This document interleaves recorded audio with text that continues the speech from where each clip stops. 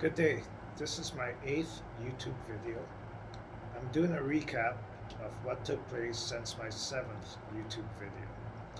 I wrote to the Honorable David Lametti, the Federal Minister of the Attorney General of Canada, on March 31st, 2019.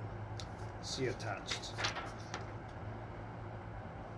On October 7th, 2020, I received a response from K. Ferguson, the acting manager for the Ministerial Correspondence Unit, suggested that I write to my MP.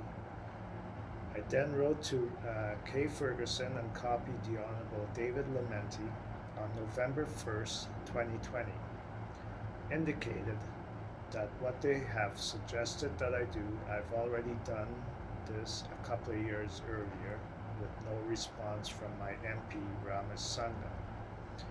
On February 9th, 2021, I received an email from Julie Gauthier, the manager for the Ministerial Correspondence Unit, basically pushing my issue off to a lawyer. I know if I speak to a lawyer, they're going to tell me that my 2-year limitation is over.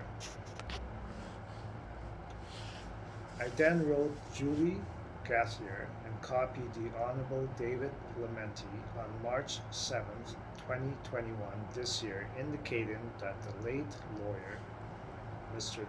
Singh, and constitutional lawyer, Mr. Rocco Galati, already used all legal processing that was available to them with no luck. So what I'm asking for again is a parliamentary inquiry as to why the officers of the court that handled my case, Nazir Ghany versus FedEx, did not follow the rule of law at all levels, and why acts of discrimination was practiced against myself to favor this privileged billionaire Frederick W. Smith and his powerful corporation, FedEx Canada. Also, when my late lawyer, Mr. Singh, used all mechanisms in place to correct these unlawful acts by these officers of the court, everyone gave Mr. Singh excuses or just passed the issue off. In a democratic country like Canada, the public, taxpayers, needs to have faith and transparency in our judicial process. When our judicial system, which handled my court case, openly practiced systemic discrimination and suppressed the rule of law to favor the elite, is this not civil disobedience or a form of civil disobedience by the officers of the court? So then our elected officials, for example, David Lametti, the Federal Minister of the Attorney General of Canada, and others, need to call for a parliamentary inquiry. So my court case has proven from 2007 to current, 2021, that there is discrimination in our judicial system and there is a hidden law for the rich in Canada. And the mechanisms in place to correct the judicial corruption is just an illusion or pointless when it comes to holding Frederick W. Smith and his company FedEx Canada accountable.